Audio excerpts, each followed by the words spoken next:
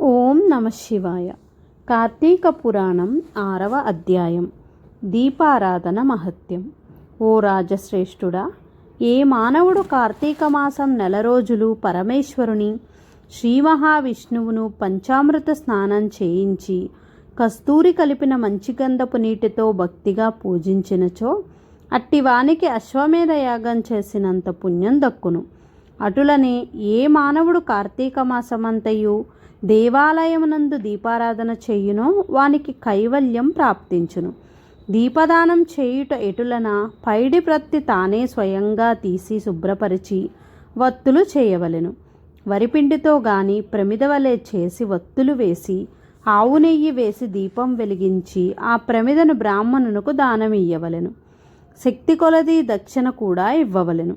ప్రాకారముగా కార్తీక మాసమందు ప్రతిదినము చేసి ఆఖరి రోజున వెండితో ప్రమిదను చేయించి బంగారముతో వత్తిని చేయించి ఆవు నెయ్యి పోసి దీపం వెలిగించి ఈ నెల రోజులు దానము చేసిన బ్రాహ్మణునకే ఇది కూడా దానమిచ్చిన ఎడల సకలైశ్వర్యములు కలుగుటయే కాక మోక్షప్రాప్తి కలుగును.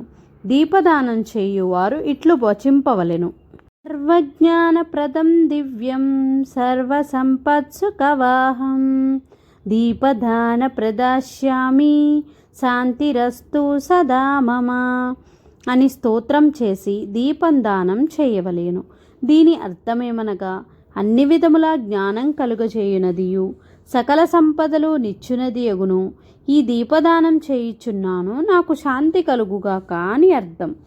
ఈ విధంగా దీపదానం చేసిన తరువాత బ్రాహ్మణ సమారాధన చేయవలెను. శక్తి లేని ఎడల 10 మంది బ్రాహ్మణులకైనను భోజనమిడి దక్షిణ తాంబూలములనివ్వవలెను. ఈ విధంగా పురుషులు కానీ స్త్రీలు కానీ ఏ ఒక్కరూ చేసినను సిరి సంపదలు విద్యాభివృద్ధి ఆయుర్వృద్ధి కలిగి సుఖింతురు.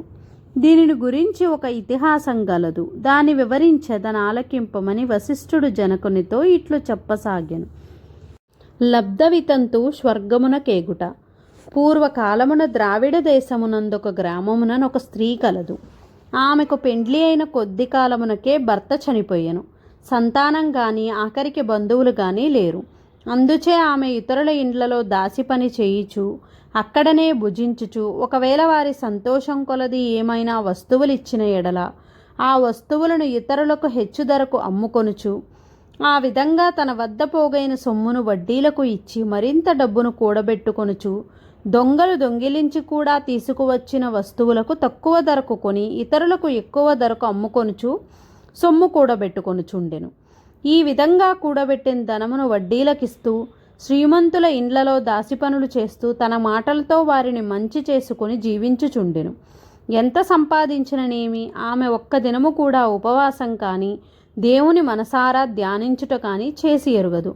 పైగా వ్రతములు చేసేవారిని తీర్థయాత్రలకు వెళ్ళేవారిని చూచి అవహేళన చేసి ఏ ఒక్క భిక్షగానికిని పిడికడు బియ్యము పెట్టక తను తినక ధనము కూడబెట్టుచుండెడిది. అటుల కొంతకాలం జరిగెను. ఒక రోజున ఒక బ్రాహ్మణుడు శ్రీరంగంలోని శ్రీరంగనాయకులను సేవించుటకు బయలుదేరి మార్గమధ్యమున ఈ స్త్రీ ఉన్న గ్రామమునకు వచ్చి ఆ దినమున అక్కడొక సత్రములో మజిలీ చేసెను.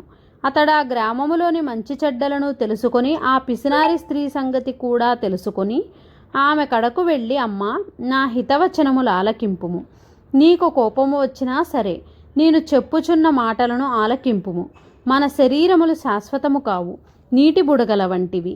ఏ క్షణములో మృత్యువు మనలను తీసుకుపోవునో ఎవరూ చెప్పలేరు.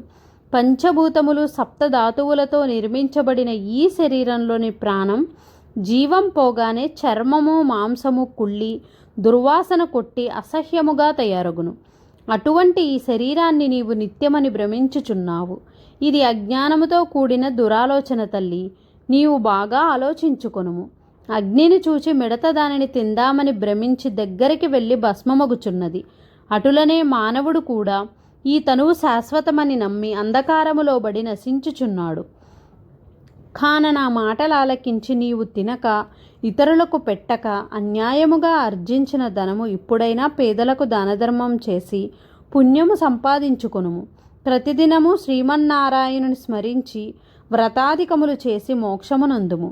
నీ పాప పరిహారార్థముగా వచ్చే కార్తీక మాసమంతయు ప్రాతకాలమున నదీ స్నానం ఆచరించి దాన ధర్మములు చేసి బ్రాహ్మణులకు భోజం పెట్టినచో వచ్చే జన్మలో నీవు పుణ్యవతివై సకల సౌభాగ్యములు పొందగలవని ఉపదేశమిచ్చెను.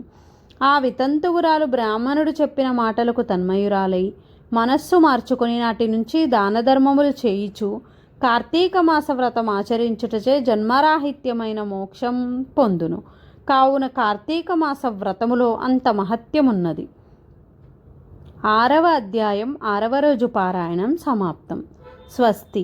ఈ వీడియో కనుక మీకు నచ్చినట్లయితే please like, share and subscribe.